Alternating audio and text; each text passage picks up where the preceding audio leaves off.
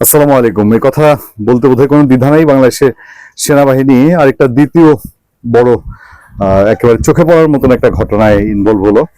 বাংলাদেশে 5 আগস্ট 2024 সেনাবাহিনীর ভূমিকা সবকিছু পরেও আন্দোলন, রক্ত, শেখ হাসিনার বিরুদ্ধে ষড়যন্ত্র, মেটিকুলাস ডিজাইন, এর কোনো কিছুই সফল হতো না সেনাবাহিনী যদি আওয়ামী লীগ সরকারের পক্ষে অস্ত্র ধরতো তাহলে, এবং সেটা কি মেসাকারটা হতো সবাই জানেন। তো সেই সময়ের পট পরিবর্তনে সেনাবাহিনীর যে অবস্থান, যে বিষয়টা তারা করেছিল, এটা একটা ভূমিকা রেখেছে, এটা সবাই স্বীকার করে। এবার এসে দেখেন, ভোটের আগের দিন তো আমরা অনেকটা আতঙ্কিত হয়ে উঠেছিলাম। অনেকটা আমরা আগের দিনকে আমরা 24 ঘন্টা ধরেই খুব টেনশনে ছিলাম, যেসব খবরাখবর পাওয়া যাচ্ছিল।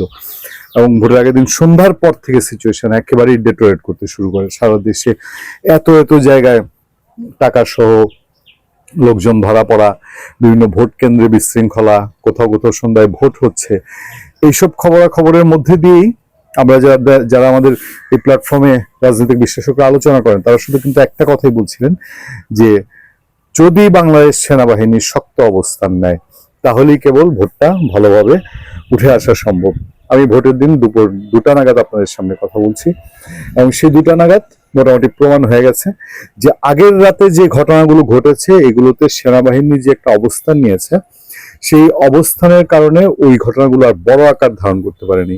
আমরা উল্লেখযোগ্য কিছু প্রার্থীর ক্ষেত্রেও দেখেছি, রাত্রেবেলায় সেনাবাহিনী সেখানে ইনভলভ হয়েছে। সেই প্রার্থীরা কেউ যদি বাইরে থেকে থাকে, তাদেরকে বুঝিয়ে শুনিয়ে তার জন্য যার যার অবস্থানে চলে যায়, এবং কঠোর পাহারা।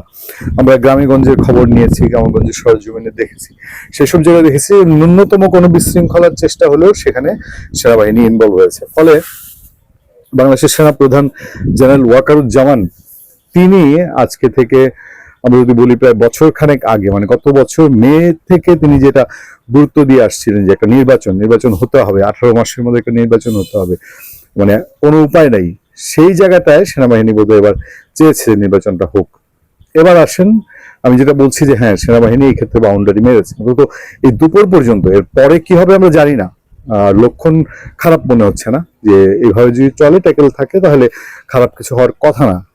আশঙ্কা তো এটা আছেই যে যে দুই অংশ ভোট করছে, জামাত এবং বিএনপি, তারা পরাজয় মেনে নিবে কিনা, পরাজয় মেনে নেওয়ার মানসিকতা আছে কিনা, এটা অনেক বড় প্রশ্ন।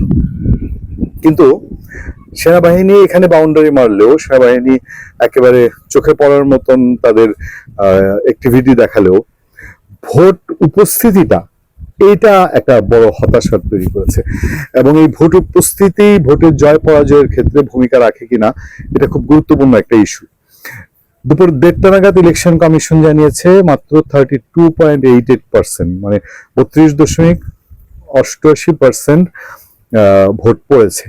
এই সংখ্যাটা যদি এরকমই থাকে, শেষ অবধি গিয়ে 30-40 এটুকের মধ্যে থাকে, তাহলে পরে ভোটের রেজাল্টে একটা প্রভাব পড়তে পারে। যেমন ধরেন, জামাতে ইসলামীর যে পার্সেন্টেজের ভোট আছে, জামাতে ইসলামীর সেটা কর্মী সমর্থক মিলে যে ভোট আছে, তারা কেউ ঘরে বসে নেই, তারা তাদের ভোট কিন্তু দিয়ে দিচ্ছে। আর ভোট যেটা যাচ্ছে না, সেটা হলো আওয়ামী লীগ সমর্থকরা কম যাচ্ছে, সনাতন ধর্মাবলম্বীরা কম যাচ্ছে, এবং বিএনপির ভোটারদের মধ্যেও একটা কোথাও কোথাও আতঙ্ক, একটু চাপা, একটা গোমট ভাব, এইসবের মধ্যে দিয়ে আমার জানাশোনা পরিসরে আমি অনেক বিএনপি সমর্থক, বিএনপি পরিবারের মানুষ এমনিতে বিএনপিকে পছন্দ করে, বিএনপির পক্ষে থাকে, কিন্তু ভোট দিতে যাচ্ছে না। ফলে আমরা ঢাকার গুলশান এলাকাতেই শুনেছি, দেখেছি, আমাদের টিম কাজ করছে, আমাদের যারা ফিল্ডে আছেন তাদেরকে আমরা আপনাদের সামনে লাইভে সংযুক্ত করব।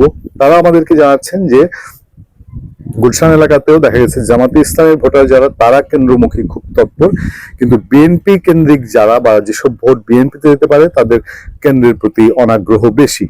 ফলে এই যে ফ্লপ মারাটা, এটা ইলেকশন কমিশনও যেটা ধারণা করা হয়েছিল যে ইলেকশনটা বাংলাদেশে 100% জনগণের মধ্যে প্রায় 50% এমনি এই প্রতিনিধিত্ব নাই, আওয়ামী লীগ সমর্থকরা তারা ভোট করতে পারছে না, আওয়ামী লীগের মানুষজন ভোট করতে পারছে না, এটা তো একটা প্রভাব আছেই। তার বাইরেও মানে কোথায় যেন একটা মেজমেজে ভাব। এখনো প্রধান উপদেষ্টা বা সরকারের লোকজন বলছে যে ঈদের আনন্দে উৎসব মুখর ভোট হচ্ছে, বাট আমরা গ্রামগঞ্জের চিত্র জানি।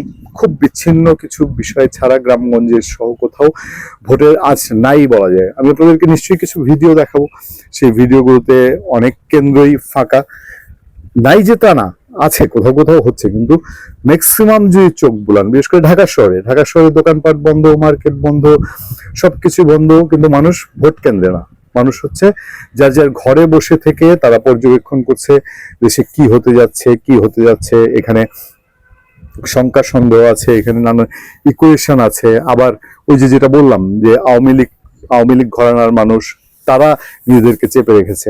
দেশের উত্তরাঞ্চলে তুলনামূলক ভোটের উপস্থিতি এবং ভোটের নাড়াচাড়ার একটা আমেজ দেখা গেছে, কারণ উত্তরাঞ্চলে লড়াইটা ত্রিমুখী লড়াই হচ্ছে। সেখানে বিএনপি, জামাতে ইসলামী এবং জাতীয় পার্টি, এই তিনমুখী লড়াইয়ের কারণে উত্তরাঞ্চলে ভোটার উপস্থিতি তুলনামূলক মধ্যাঞ্চল এবং দক্ষিণাঞ্চলের চেয়ে বেশি।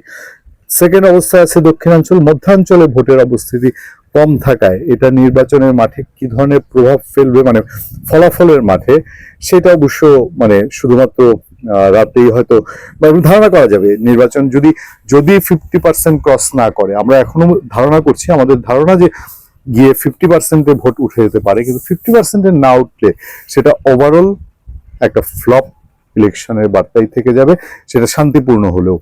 ভালো থাকবেন, সুস্থ থাকবেন। আপনার সাথে আমি আতিক রহমান, পূর্ণিয়া।